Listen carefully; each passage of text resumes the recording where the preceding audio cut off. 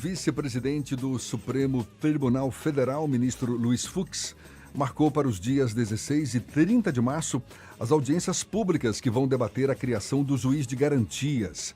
A criação do juiz de garantias está prevista na Lei Anticrime, aprovada pelo Congresso Nacional em dezembro e já sancionada pelo presidente Jair Bolsonaro. Só que o Supremo suspendeu a aplicação da regra, atendendo a ações ajuizadas por associações de magistrados e partidos políticos que contestam a medida.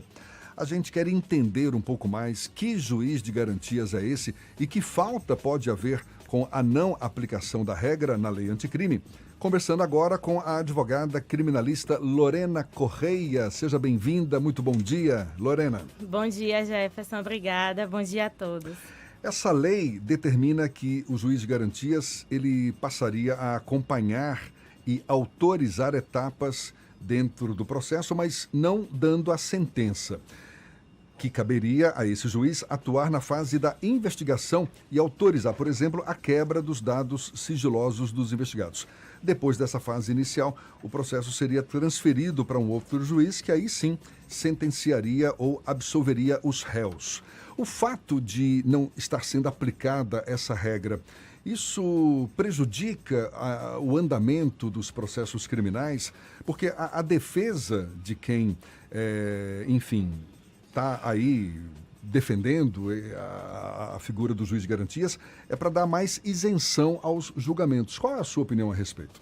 Isso. Em verdade, Jefferson, existia um sistema anterior no qual o juiz que participava da fase investigativa seria o mesmo juiz que participaria da fase de instrução e julgamento. Que é quando dá a sentença. Que é quando, o juiz que irá proferir a sentença. E com essa modificação, né, com a inserção desse artigo 3º na Lei Anticrime, o juiz passaria a existir 2 juízes no processo, um que participaria da fase investigativa. No caso, esse juiz, ele seria um juiz que traria imparcialidade para o sistema investigativo, porque ele estaria atuando na legalidade da investigação criminal e também para salvaguardar os direitos individuais da pessoa que está sendo investigada. E, posteriormente, ele atuaria até o recebimento da denúncia. Posteriormente, atuaria um outro juiz ele também estaria fiscalizando o que foi feito na fase investigativa e daria andamento à instrução e julgamento. Que não é o que ocorre hoje. Hoje, o mesmo juiz... Hoje é o mesmo juiz que... Ele atua na fase investigativa e na fase processual. Ele conduz a fase de inquérito, não é isso? E também pela sentença ao fim do processo. O recebimento da denúncia ainda é por esse juiz da fase inicial. Da fase investigativa, justamente. Ele receberia ou não a denúncia e depois, com o recebimento, se passaria ao juiz o juiz do processo, que é o juiz que atuaria na instrução e no julgamento. A gente teve uma situação inusitada durante o recesso do judiciário, que foi, num primeiro momento, o ministro Dias Toffoli adiou por 6 meses a implantação do juiz das garantias, e na sequência, quando o Luiz Fux assumiu o plantão judiciário, ele suspendeu por prazo indeterminado. Isso cria uma certa instabilidade do ponto de vista da interpretação legal desse pacote anticrime que foi aprovado e sancionado pelo presidente no final de 2019? Com toda certeza, porque, na verdade, o Dias Toffoli, ele adiou para haver uma implementação, vamos dizer, uma adequação do judiciário ao esse novo artigo, né, que foi incluído. E quando há uma indeterminação de quando esse artigo realmente virá a ser implementado, né, cria uma instabilidade, com certeza, na justiça, nas leis e na justiça brasileira. O pacote anticrime não tem só esse ponto polêmico. Esse ponto foi mais polêmico porque atinge a estrutura do judiciário como um todo, que não tem preparo para lidar com essa medida, e principalmente no prazo tão exíguo que o projeto previa. Além dessa questão do juiz de garantias, quais outros pontos merecem destaque nesse processo anticrime, nesse projeto anticrime? Bom, enquanto advogada, né, criminalista, existem uns pontos que ofendem diretamente a Constituição Federal, né, sobretudo o endurecimento das leis, ofendendo princípios que existem na Constituição Federal, a questão da prisão antes mesmo do trânsito de julgado, que a meu ver, é inconstitucional, dentre tantos outros pontos também que, a meu ver, seriam inconstitucionais. Ou seja, esses pontos é o que motivaram magistrados e até partidos políticos a contestarem essa medida? Isso. E que acabou sendo acatado pelo Supremo. Isso. Agora... Na verdade, com relação ao entendimento dessa associação, né, que houve o deferimento da liminar, essa associação dos membros do Ministério Público, eles entendem que esse artigo da lei anticrime, ele teria que passar por um controle de constitucionalidade pelo Supremo Tribunal Federal, para depois ele passar a ser aplicado. Agora, a senhora concorda com essa tese de que a presença do juiz de garantias daria mais isenção aos julgamentos? Sim, com certeza, Por quê? Porque, perceba, o juiz, com o sistema antigo, o juiz ele atuava tanto na fase investigativa quanto na fase instrutória. Então, ele acabava por ser, vamos dizer, contaminado com as provas que eram colhidas na fase inquisitorial ou na fase investigativa.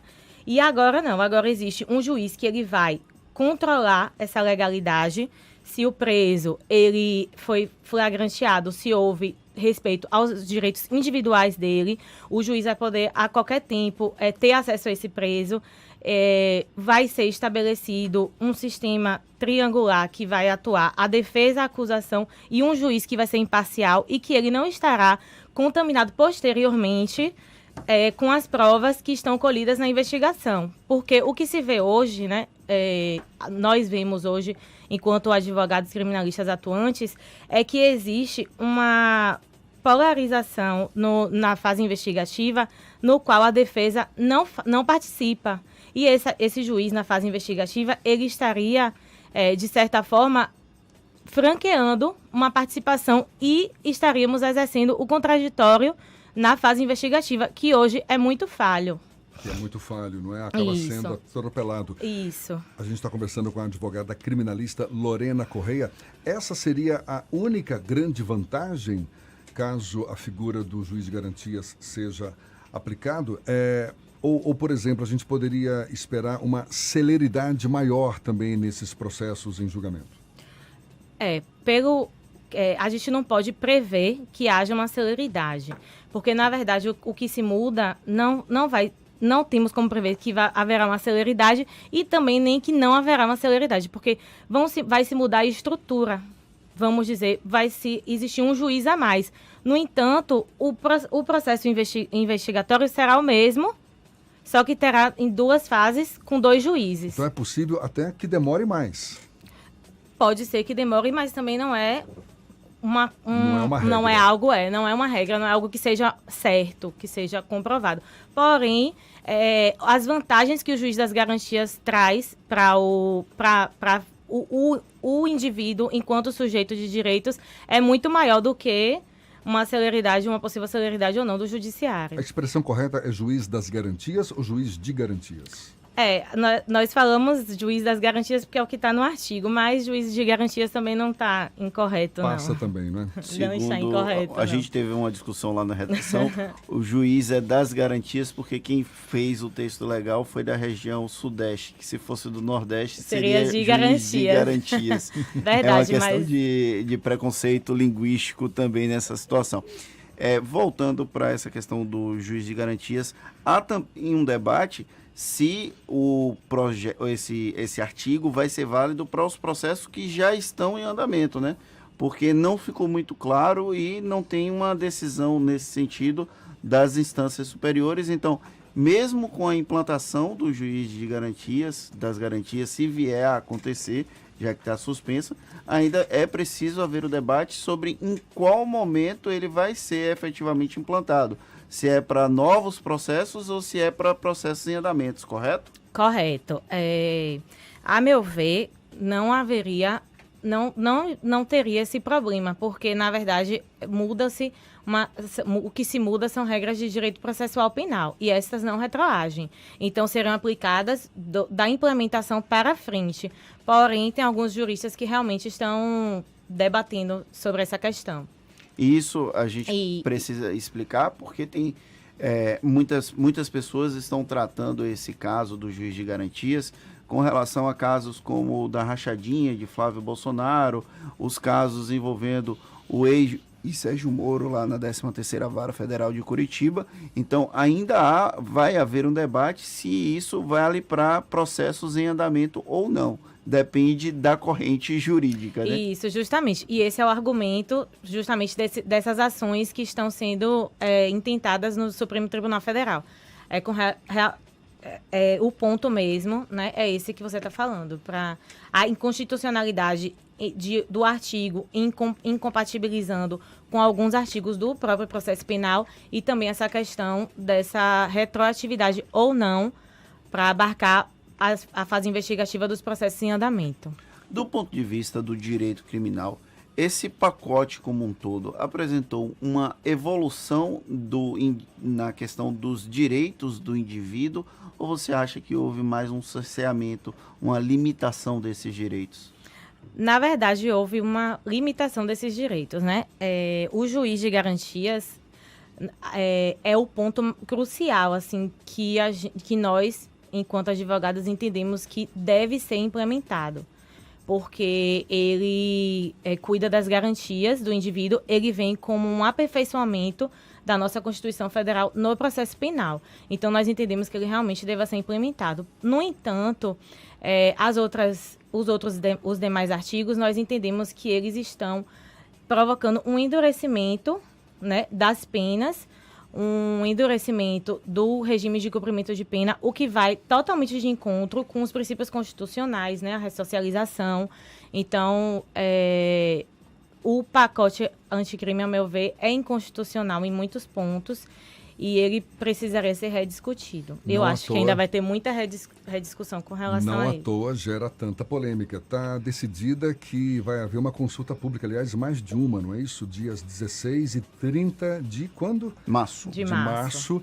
Determinados aí, datas determinadas pelo ministro Luiz Fux.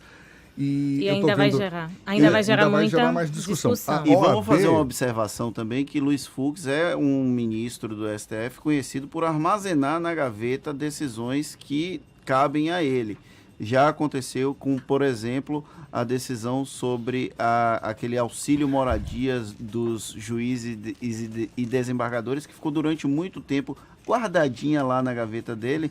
Então, não necessariamente essa discussão vai ser trazida no plenário do STF num curto espaço de tempo, até porque o próprio Luiz Fux assume a presidência do STF no mês de setembro. Então, é tudo muito nebuloso sobre quais serão os próximos passos, já que o ministro Luiz Fux tem um perfil muito corporativista junto ao judiciário. E não raro tem muito embate, não é, entre juízes, magistrados e advogados. A senhora mesma já se posicionou favorável à criação da figura do juiz de garantias. Eu estou vendo aqui a posição da OAB. A OAB, por exemplo, defende que nas comarcas e subseções judiciárias em que houver pluralidade de varas criminais, uma delas deve ser, sim, especializada para ter por competência específica as matérias atribuídas aos juízes de garantias ou das garantias. Agora, ao mesmo tempo, a Associação dos Magistrados Brasileiros afirma que, em consulta feita lá com seus pares, quase 80% de seus associados manifestaram-se contra a criação do juiz das garantias. Pano para manga pela frente ainda, não é? Com certeza. O que eles estão alegando, né, muito também é a questão desse rodízio de juízes. No entanto, Jefferson, já existe esse rodízio nos interiores, porque o déficit de juízes é uma questão que é de conhecimento geral, todo mundo sabe que realmente é um fato. É um fato, porém, os juízes, eles poderiam sim haver um rodízio de juízes, um juiz que atue numa comarca contígua poderá atuar enquanto juiz das garantias numa comarca, na outra comarca, e vice-versa. Então, não teria um empecilho, esse não seria um empecilho para a implementação da figura do juiz das garantias. Apesar de que é o que eles alegam, que pode, inclusive, faltar juízes para atuar nessa área. É porque já falta juiz normalmente, né? Isso, já faltam juízes normalmente. O grande problema não é nem por conta do juiz de garantias, é que falta juiz em primeira instância. E em todo o Brasil, o déficit da magistratura é muito alto. Inclusive, tem uma outra questão sobre o juiz das garantias, é que tem um órgão lá no Tribunal de Justiça de São Paulo que já funcionava mais ou menos como um esboço de juiz das garantias e que pode ser utilizado como modelo. Então, o CNJ, o Conselho Nacional de Justiça, através do atual presidente, o Dias Toffoli, até discutiu um pouco, beber nessa fonte lá do Tribunal de Justiça de São Paulo para tentar pegar medidas e implementar a nível nacional. O jeito é esperar um pouco para saber o que é que vai acontecer. Isso, inclusive, o Dias Toffoli, ele criou, né, uma comissão dentro do próprio CNJ para discutir e também receber opiniões, né, de advogados, magistrados, promotores, e está aberto, e, ao meu ver, é ótimo, porque a sociedade civil como um todo vai estar atuando na implementação desse juiz das garantias. O juiz das garantias, ele só funciona para processos penais ou ele envolve outros tipos de processos? Não, só para processos penais. Tanto que faz parte da lei anticrime, né? Que isso. Está no contexto aí do Código Penal, enfim, do direito penal.